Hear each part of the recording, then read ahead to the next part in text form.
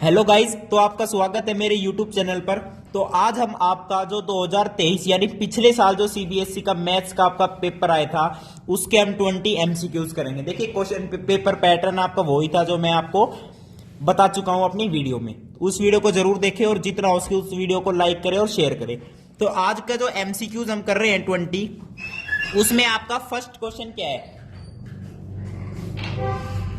तो first question देखिए क्या है। In what ratio does x axis divide the line segment joining the points this and this. A point आपको दे रखा है 3,6 और बी पॉइंट आपको दे रखा है -12,-3। देखिए एमसीक्यू में आपको स्पीड बढ़ानी पड़ेगी, कम से कम टाइम लेना पड़ेगा, लेकिन ये भी नहीं सारे गलत क्वेश्चन कर दो आप स्पीड के चक्कर में। तो ये ए भी आपका लाइन सेगमेंट हो गया। अब कह रहे हैं जो आपकी एक्स एक्सिस है ना वो इस लाइन सेगमेंट को किस रेशियो में डिवाइड करती है। भाई एक्स एक्सिस है ना तो इसके कोऑर्डिनेट्स क्या होंगे x,0। भाई एक्स एक्सिस पे y की वैल्यू 0 होती है, y कोऑर्डिनेट की वैल्यू, और y एक्सिस पे आपकी x की वैल्यू 0 होती है, x कोऑर्डिनेट की। अब ये रेशियो बताने तो इसे मैं अगेन k:1 मान लूंगा और आपका जो सेक्शन फॉर्मूला है मैं डायरेक्ट लिखूंगा x is equals to m1x2 तो -12 के m2x1 +3 अपॉन में k+1। वेरी गुड, ये तो आपका 1 बन गया। अब सेकंड देखता हूं 0 इज इक्वल्स टू m1y2 तो -3k +6 अपॉन में k+1। अब ये 0 के बराबर है तो यहां से 3 के बराबर 6 आ जाएगा और k की वैल्यू आपके पास कितनी आ जाएगी 2 आ जाएगी। अब k की वैल्यू 2 आ गई तो k की वैल्यू यहां पे पुट कर देना, यहां पे आपको x कोऑर्डिनेट की वैल्यू पता चल जाएगी और वो पॉइंट भी आप बता दोगे। अब k की वैल्यू 2 आ गई तो फटाफट कह दोगे 2:1 में रेशियो डिवाइड कर रही है x एक्सिस। तो ये था आपका फर्स्ट क्वेश्चन। अब मैं चलता हूं सेकंड क्वेश्चन की तरफ। सेकंड क्वेश्चन देखिए क्या कह रहा है। इसमें आपको एक फिगर दे दी भाई सर्कल वाली फिगर आ जाए, टेंजेंट की भी दे रखी होगी जरूर। अच्छा जी, ये सेंटर दे रखा होगा, ये आपको ऐसे गिवन है और ये ऐसे, ये वाला एंगल आपको दे रखा है 95 डिग्री और आपसे पूछ रहा है ये वाला एंगल। देखिए एबीसी जो भी इसमें लिख रहा है आप देख लेना, लेकिन मैं आपको डायरेक्ट ये वाला एंगल बता दूंगा थीटा क्या है। बस देखिए ध्यान से, ये रेडियस। अब किसी ट्रायंगल के अंदर दो साइड अगर इक्वल है तो उनके अपोजिट एंगल्स भी क्या होंगे, इक्वल होंगे। ये एंगल x है ना तो ये भी एंगल x होगा और 95 ये गिवन ही है तो 180 - 95 करना एक बार कितना हो गया 85 डिवाइडेड बाई 2। x की वैल्यू क्या आ गई आपके पास 85 डिवाइडेड बाई 2 और सेंटर से जब टेंजेंट पर ये ऐसे रेडियस बनती है तो ये एंगल पूरा 90 डिग्री होता है, ये भी 90 डिग्री है। तो 90 डिग्री एंगल में कौन कौन से एंगल इंक्लूड है, एक तो थीटा जो हमें फाइंड आउट करना है और हमारा x इंक्लूड है। x हमारा क्या है 85/2 तो यहां से थीटा क्या आ जाएगा 90 डिग्री -85/2। ये आपका क्या हो गया आंसर हो गया। ठीक है गाइज, ये आपका कुछ पॉइंट में आंसर आएगा, देख लीजिए 2 4 जा 8 2 2 जा 4.5 42.5 तो 90 डिग्री -42.5 तो आपका आंसर आ जाएगा 47.5। ये आपका ऑप्शन नंबर गिवन है, ए ऑप्शन गिवन है। अब मैं चलता हूं थर्ड क्वेश्चन की तरफ। थर्ड क्वेश्चन में क्या कह रहे हैं भाई 2tan a की वैल्यू दे रखी है 3। अच्छा जी, और हमसे पूछ क्या रहा है वो 4 sin a +3 cos a upon में 4 sin a -3 cos a। ये हमसे क्या कह रहा है पूछ रहा है वो। तो देखिए गाइस tan a, तो यहां से मैं tan a की वैल्यू निकाल लेता हूं। पहले तो tan a की वैल्यू आ जाएगी 3, तो यहां पे tan a की वैल्यू आ गई 3/2। अब यहां पे आप सोचोगे फाइंड आउट करने के लिए हमसे ये कह रहा है तो यहां पे tan a कहां से आएगा। अरे यार साइन है कोस है, इनको tan में बनाना कितना आसान है, ऊपर वाले को भी कोस से डिवाइड करो और नीचे वाले को भी। तो यहां पे क्या आ जाएगा 4 टाइम्स tan a +3 कोस से डिवाइड कर दिया। अब नीचे भी कोस से डिवाइड करेंगे तो 4 tan a -3। अब 4 tan a, अब देखो tan a की वैल्यू है 3/2 तो tan a की जगह तो 3/2 पुट करोगे तो ये 4 tan a की वैल्यू क्या आ जाएगी 6 आ जाएगी। आप यहां से डायरेक्ट भी बता सकते हो। तो 6 + 3 9 और 6 - 3 इज 3 तो 3 3 जा 9 आंसर इज 3। तो ये था आपका थर्ड क्वेश्चन। फोर्थ क्वेश्चन की तरफ चलते हैं। देखिए आपको बहुत आसान लग रहा होगा क्योंकि इस तरीके के क्वेश्चन हम जितने एमसीक्यू करते जाएंगे आपको लगेगा ये तो हम कर चुके हैं पहले, और एमसीक्यू पर्टिकुलर चैप्टर के बेस पर ही आते हैं कि ट्रिग्नोमेट्री आ गई, कोऑर्डिनेट ज्योमेट्री आ गई, ट्रायंगल के बेस पर आ गया, सर्कल आ गया। अब हम चलते हैं फोर्थ क्वेश्चन पर। फोर्थ क्वेश्चन में कह रहा है in a group of 20 people 5 can not swim, but total आपके 20 पीपल हैं और जो 5 है ना वो कैन नॉट स्विम। तैरना नहीं जानते हो। If one person is selected at random then probability that he she can swim. अच्छा जी, अब कह रहे 20 में से कोई भी एक उठा दिया, तो देखो वो प्रोबेबिलिटी पूछ रहा है कि वो स्विम कर पाएगा। तो देखो टोटल तो हमारे पास 20 है, अगर 15 स्विम नहीं कर पा रहे हैं तो 5 अगर स्विम नहीं कर पा रहे हैं तो बचे 15 जो क्या कर पाएंगे, स्विम, यानी तैरना उनको आता है। और वो पूछ प्रोबेबिलिटी रहे तैरने वाले की, तो 15/20 होगी, 5 3 15, 5 चौकू 20, 3/4 आ गया आपका आंसर। ये आपका ए ऑप्शन गिवन है। अब मैं चलता हूं फिफ्थ क्वेश्चन की तरफ। फिफ्थ क्वेश्चन में देखिए क्या कह रहे हैं। फिफ्थ क्वेश्चन में आपको दे रखा है मॉडल क्लास के बारे में पूछ रहा है, और मॉडल क्लास में आपको बता चुका हूं। मॉडल क्लास का मतलब है कि जो आपको टेबल गिवन है ना, एससी फ्रीक्वेंसी की जो भी टेबल गिवन है, जहां पे हाईएस्ट फ्रीक्वेंसी दिख जाए वही आपकी क्या हो जाएगी, मॉडल क्लास। आपको कुछ सोचना ही नहीं है। मॉडल क्लास मतलब हाईएस्ट फ्रीक्वेंसी। अब इसमें देखोगे हाईएस्ट फ्रीक्वेंसी आपको दे रखी है 80, और 80 के ऊपर क्या लिख रहा है, लेस देन 60। 80 के ऊपर लिख रहा है लेस देन 60। अब आप अगर इसके अपर लिमिट लोअर लिमिट भी नहीं जानते ना, तो सिंपली 10-10 माइनस कर देना अगर आपको नहीं आता है कुछ भी। अब इसे लेस देन 60 दे रखा है, और आपके ऑप्शंस आप चेक करोगे 10 से 20, 20 से 30, 30 से 40, 50 से 60। अब 80 फ्रीक्वेंसी वाला लेस देन 60 है, और उसकी जो अपर लिमिट और लोअर लिमिट का ये बनेगा चक्कर 50 to 60, यानी ये इसकी क्या हो गई, model class of this distribution is 50 to 60 में मॉडल क्लास बन रही है 80 फ्रीक्वेंसी पर। यानी 50 से 60 के बीच जो बच्चे हैं, जो भी आपको दे रखा है कि हाँ 50 से 60 के बीच जो मार्क्स आए हैं बच्चों के, वो कितने बच्चों के आए हैं, 80 बच्चों के आए हैं 50 से 60 के बीच में नंबर मैथ्स में। अब मैं चलता हूं सिक्स्थ क्वेश्चन पर। सिक्स्थ क्वेश्चन में कह रहा है कर्व्ड सरफेस ऑफ कोन। अब जो आपका कोन होता है ना, उसका कर्व सरफेस एरिया होता है πr/l। एल आपकी क्या होगी, स्लैंट हाइट। यानी ये अगर आपके पास कोन है तो ये वाली जो है एल, ये होती है स्लैंट हाइट। एच आपको गिवन है क्वेश्चन में, आर आपको गिवन है। अब पाइथागोरस थ्योरम से सिंपली आपको एल निकालनी है, तो एल हमारी क्या होगी, √h² प्लस r²। एच की वैल्यू आपको कितनी दे रखी है, 24 सेंटीमीटर, और आर की वैल्यू आपको दे रखी है 7 सेंटीमीटर। πr/l पे पुट कर दो, ये आपका आ जाएगा कर्व सरफेस एरिया। अब हम चलते हैं नेक्स्ट क्वेश्चन पर। सेवंथ क्वेश्चन देखिए क्या कह रहे हैं, and points of diameter of a circle. अब देखिए सर्कल भी दे दिया और कोऑर्डिनेट्स भी दे दिया, इससे कोऑर्डिनेट ज्योमेट्री का भी यूज होगा और सर्कल का भी यूज है। देखिए डायमीटर के एंड पॉइंट्स दे दिए 2,4, और इसके एंड पॉइंट्स दे दिए -3, -1। और आपसे क्या पूछ रहा है, रेडियस ऑफ द सर्कल। अब भाई कोई बच्चा कहेगा पहले तो मैं इसका मिड पॉइंट निकालूंगा, फिर मैं वो डिस्टेंस निकालूंगा। अरे यार ये सीधा डिस्टेंस निकाल लो, ये पूरा डायमीटर ही तो होगा। ये डायमीटर डिस्टेंस निकाल लेते हैं डिस्टेंस फॉर्मूला से, √दिस माइनस दिस का स्क्वायर, 2 माइनस -3 यानी 5 का स्क्वायर 25, 4 माइनस -1 यानी 5 का स्क्वायर 25, तो 25 दूनी 50, तो 5√2। डायमीटर क्या आ गया, 5√2। और पूछ क्या रहा है आपसे, रेडियस। रेडियस होती है डायमीटर डिवाइडेड बाय 2, तो 5/√2 is your radius.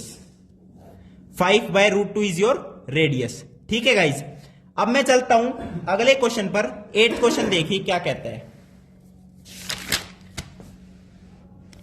8th question देखिए क्या कह रहा है, which of the following is quadratic polynomial with zeros 5/3 और 0। ये क्वाड्रेटिक पॉलिनोमियल की जीरोस गिवन है। जीरोस मतलब x की वैल्यू क्या पुट करे कि वो पूरा पॉलिनोमियल 0 के बराबर आ जाए। अब जीरोस कहो, और अगर वो इक्वेशन थी तो हम जीरोस को क्या नाम दे देते हैं, रूट्स दे देते हैं। अब जैसे आपको पता है हम क्या लिखते हैं, x² minus SX plus P। S मतलब सम, P मतलब प्रोडक्ट। किसका प्रोडक्ट, इन दोनों का प्रोडक्ट, और सम किसका, इन दोनों का सम। तो x² माइनस सम क्या हो गया, 5/3 plus 0 is 5/3, x plus product 5/3 into 0 0 होता है। Very good. तो x² minus 5x/3, x² minus 5x/3। अब इसमें क्या कर सकते हो आप, भाई पहले तो x कॉमन ले लीजिए, तो यहां पे x माइनस 5/3 आ जाएगा। अपने ऑप्शन के अकॉर्डिंग आप कॉमन लेके कर सकते हो इसे, आप एलसीएम भी ले सकते हो। ठीक है गाइज, तो ये आपके ऑप्शन बन जाएंगे। तो ये आपकी बन गई क्या, ये क्वाड्रेटिक पॉलिनोमियल ऐसा बन गया जिसकी जीरोस क्या है आपके पास, एक 5/3 है और एक 0 है। आप देख सकते हो इसको 0 के बराबर पुट करोगे तो x = 0 आएगा। अब इसको 0 के बराबर पुट करेगा तो x इज इक्वल टू 5/3 आएगा। ठीक है, अब मैं चलता हूं नेक्स्ट क्वेश्चन, 9th क्वेश्चन की तरफ। 9th क्वेश्चन क्या कह रहा है, इसमें आपको एक ग्राफ गिवन है, देखिए भाई ऐसा ग्राफ दे गिवन है और कह रहा है इसकी नंबर ऑफ जीरोस बताइए। तो भाई मैंने आपको बता रखा है एक्स एक्सिस को जितनी बार भी या कोई भी कर्व आपका जितनी बार भी एक्स एक्सिस को कट करेगा वही आपकी क्या होती है, नंबर ऑफ जीरोस होती है। अब इसमें एक्स एक्सिस को एक ही बार कट कर रहा है तो इसकी नंबर ऑफ जीरोस कितनी हो जाएगी, 1।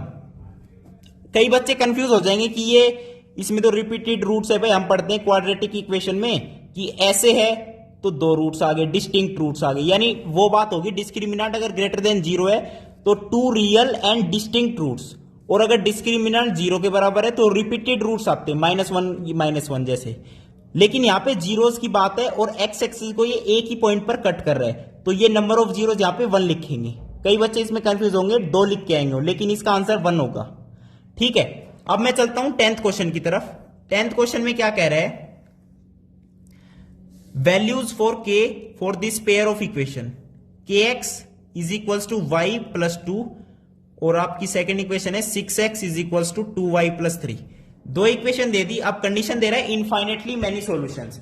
अब उसकी कंडीशन आपको पता है a1/a2 is equals to b1/b2 is equals to c1/c2। तो यहां पे क्या लिखेंगे हम, x के coefficient k/6 is equals to 1/2 is equals to 2/3।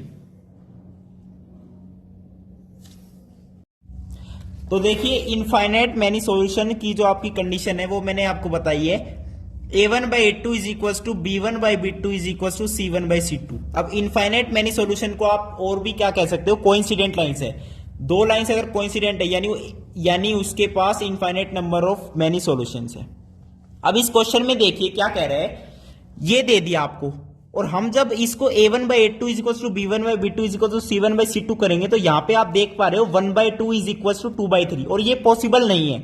तो यहां पे k की वैल्यू कोई भी एग्जिस्ट नहीं करेगी ऐसी कि इसका जो है क्या बन जाए, इनफाइनाइटली मैनी सॉल्यूशन। और आपका इसमें एक ऑप्शन गिवन है डज नॉट एग्जिस्ट, तो k की value does not exist for these 2 equations to have infinitely many solutions. अब मैं चलता हूं 11th क्वेश्चन की तरफ। 11th क्वेश्चन देखिए क्या कह रहा है। 11th क्वेश्चन में कह रहा है ABC form an AP with common difference D then value of this. अच्छा, एबीसी एपी बना रहे हैं, कॉमन डिफरेंस दे रखा है डी। डी को मैं क्या लिख सकता हूं, बी माइनस ए, या फिर लिख सकता हूं सी माइनस बी। अब पूछ क्या रहा है आपसे क्वेश्चन में, पहले वो देखिए कि ए माइनस 2b माइनस सी, इसकी वैल्यू पूछ रहा है आपसे। अच्छा जी, अब ध्यान से देखो ये दोनों इक्वल है। अब मैं क्या करता हूं, ए को उधर ले जाता हूं, a plus c minus 2p is equals to 0। भाई ए माइनस का है उधर जाके प्लस हो गया, ए प्लस सी और बी इधर जाएगा माइनस 2b, तो a plus c minus 2b is equals to 0। ठीक है गाइस, अब देखिए, हाँ जी अब देखिए a plus c minus 2b। अब देखो a माइनस सी माइनस का 2b, माइनस का 2b को मैं क्या लिख सकता हूं, माइनस a माइनस सी। इसको मैं क्या करता हूं, माइनस 2b को राइट हैंड साइड रहने देता हूं, अब इधर ले जाता हूं माइनस a माइनस सी। ठीक है, अब यहां पे माइनस 2b की जगह डायरेक्ट पुट कर रहा हूं माइनस a माइनस सी, तो माइनस a माइनस सी, तो a से a कैंसिल आउट, माइनस सी और माइनस सी कितना हो जाएगा आपके पास, माइनस का 2c, माइनस का 2। देखिए आपको कंफ्यूजन हो गया होगा, तो मैं क्या करता हूं, इसे रहने देता हूं, दोबारा करते हैं क्या दिक्कत आ रही है। भाई ए बी सी आपको दे रखा है एपी में है और कॉमन डिफरेंस डी है। और देखिए ऑप्शन आपको पहले देखने पड़ेंगे, ऑप्शन आपको किस टाइप की गिवन है, ए plus D 4a plus 3d, यानी ए और डी का वो कर रहा है सिस्टम कर रहा है ए और डी का। तो मैं क्या करता हूं, बी को मैं क्या लिखता हूं, ए प्लस डी। भाई कॉमन डिफरेंस है ना, बी को मैंने लिख दिया ए प्लस डी, सी को मैंने लिख दिया ए प्लस 2d। अब आपसे पूछ क्या रहा है, वो पूछ क्या रहा है बेटे, देखिए वो पूछ रहा है आपसे a माइनस 2b माइनस सी की वैल्यू। अब यहां पे लिखता हूं मैं a minus twice of b मेरा क्या है a प्लस डी माइनस सी क्या है मेरा a प्लस 2d। अब इसको सोल्व करिए, a minus 2a minus 2d minus a minus 2d, अब ए से ए cancel out, 2d 2d 2d, अब यहां पे बन गया -2a माइनस का 4d, माइनस का 4d। अच्छा जी, अब आपका ये ऑप्शन नंबर सी है, -2a माइनस 4d, तो इसे आप टिक करके आ जाना, टिक करके भाग आना पेपर में, बिल्कुल सही मिलेगा आपका आंसर। अब 12th क्वेश्चन में क्या कह रहे हैं गाइज, 12th क्वेश्चन में कह रहे हैं कि आपको कुछ ऑब्जर्वेशंस गिवन है, मान लो ए बी सी, 3 ऑब्जर्वेशंस है। अब पहले तो मैं इनका मीन निकाल लेता हूं आपको समझाने के लिए कि a plus B plus C divided by 3, ये तो है इनका मीन।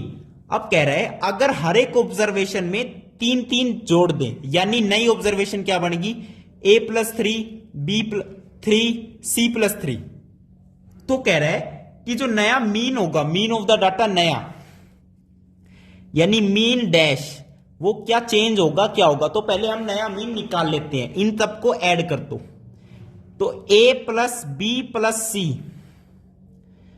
प्लस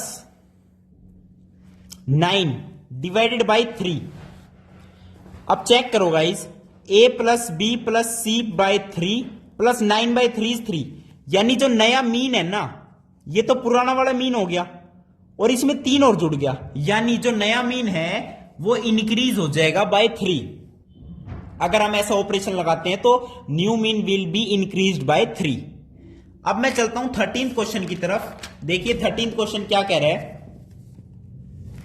13th क्वेश्चन ये कह रहा है कि probability of happening an event denoted by P, not happening an event Q. अच्छा जी, देखिए भाई प्रोबेबिलिटी, देखिए भाई कोई काम हो रहा है, कोई काम नहीं हो रहा है। मान लो खुशी और सविता दोस्त हैं और दोस्त नहीं है। अगर दोस्त है उसकी प्रोबेबिलिटी P है, दोस्त नहीं है उसकी प्रोबेबिलिटी Q है। तो हमेशा याद रखना प्रोबेबिलिटी का सम 1 होगा। मैं अच्छा पढ़ाता हूं उसकी प्रोबेबिलिटी P है, गंदा पढ़ाता हूं उसकी प्रोबेबिलिटी Q है।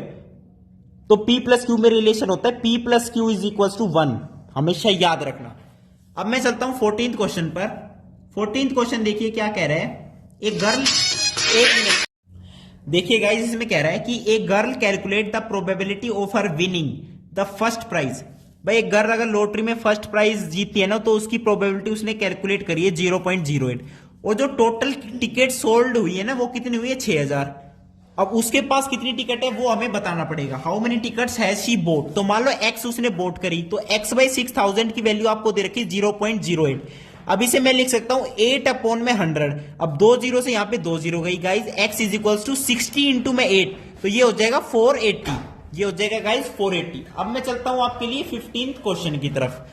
तो 15th क्वेश्चन देखिए भाई, वैसे आपको लग रहा होगा बहुत टाइम हो रहा है, देखिए मैं सोल्व कर रहा हूं तो टाइम लग रहा है, वीडियो भी बना रहा हूं मैं, साथ साथ आपको समझा भी रहा हूं, लेकिन आप जब पेपर में करोगे आपको मुश्किल से मुश्किल 10 से 15 मिनट लगनी चाहिए सारे एमसीक्यू सोल्व करने में, ऐसे चुटकियों में कर देना है।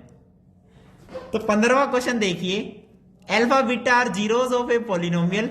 पॉलिनोमियल आपका देखिए क्या दे रखा है, x square plus x minus 1, इसके आपके अल्फा कोमा बीटा जीरोस दे रखे हैं। ठीक है भाई, पूछ क्या रहा है आपसे, 1 बाय अल्फा 1 बाय बीटा, ऐसे।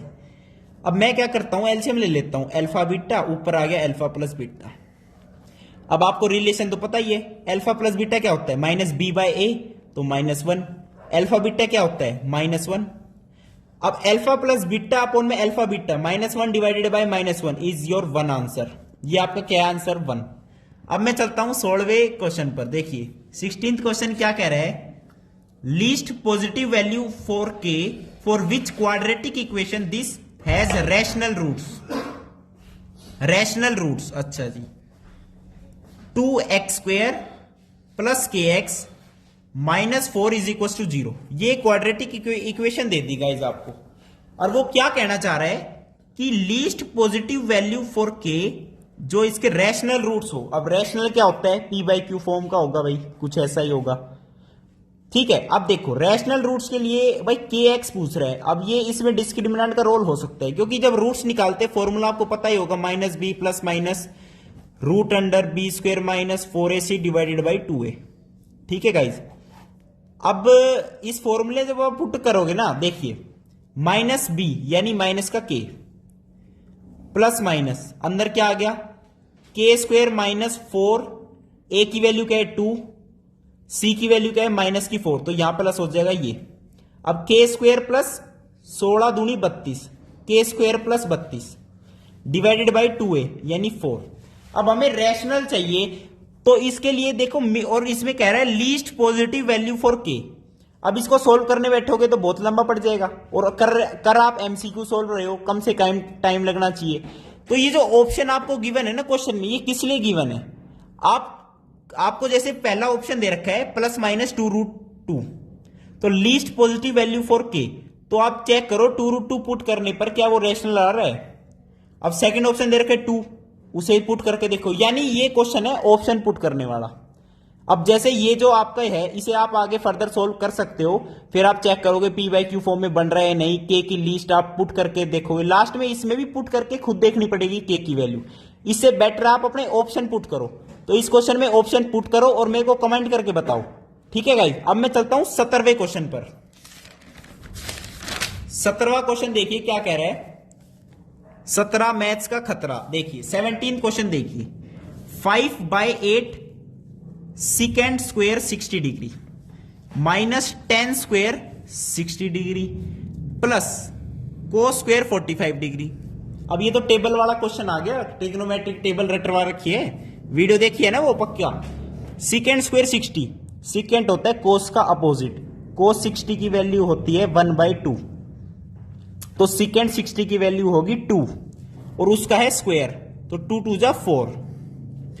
10 60 की वैल्यू होती है √3 और उसका स्क्वायर यानी 3 प्लस कोस 45 होता है 1/√2, उसका स्क्वायर 1/2, 4 2 जा 8 होता है, 5/2 प्लस 1/2, 6/2 यानी 3, 3 - 3 0, तो this is your answer 0।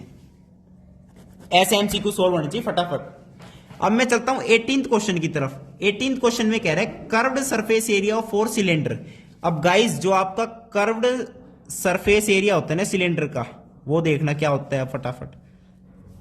2πr r + h, r आपकी रेडियस, h आपकी सिलेंडर की हाइट।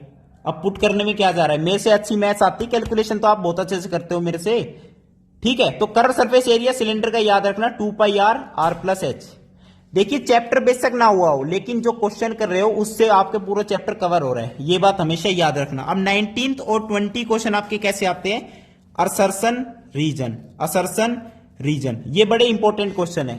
जैसे किसी बच्चे के 99 नंबर आए ना 100 में से, तो एक पूछ के देखना कौन सा गलत हुआ है, वो कहेगा असर्शन रीजन का गलत हुआ है। भाई वो उसके मन में चल रहा है रीजन, तो उसका करेक्ट एक्सप्लेनेशन है, लेकिन आंसर की में दे दिया वो नहीं है एक्सप्लेनेशन। तो ये क्वेश्चन बड़े इंपॉर्टेंट है, बड़े ध्यान से करने हैं। अब 19th क्वेश्चन देखिए क्या कह रहा है, असर्शन में क्या कह रहा है कि parameter of triangle ABC is a rational number. अच्छा जी, अब आपको ट्राइंगल इसने दे रखी है खुद से, ऐसे ट्राइंगल दे दी 90 डिग्री की, ये 2 ये 3, ये 2 ये 3, अच्छा जी ये 2 ये 3। अच्छा अब ये पाइथागोरस से ये क्या बन जाएगी, 9 4 13 √13 बन जाएगी। अच्छा जी अब पैरामीटर क्या हो गया इसका, 5 + √13, 5 + √13। अब ध्यान से देखो ये कोई रैशनल नंबर थोड़ी है, 5 + √13। भाई ध्यान, रैशनल का sum with irrational is always an irrational number, और 5 तो आपका रैशनल नंबर है, लेकिन √13 आपका रैशनल नंबर नहीं है, ठीक है। तो असर्शन इसमें आपका रोंग हो गया। और एक बात हमेशा याद रखना, असर्शन रीजन में ज्यादातर ऐसी कोशिश करना कि आप कोई उसे गलत प्रूव कर दो कि रीजन फॉल्स है या असर्शन फॉल्स है, फिर आपका आंसर करना आसान हो जाएगा। अब जैसे मैंने कह दिया असर्शन इसमें फॉल्स है, तो फटाफट उस ऑप्शन को टिक करो जिसमें कह रखा है कि reason is true, assertion is false.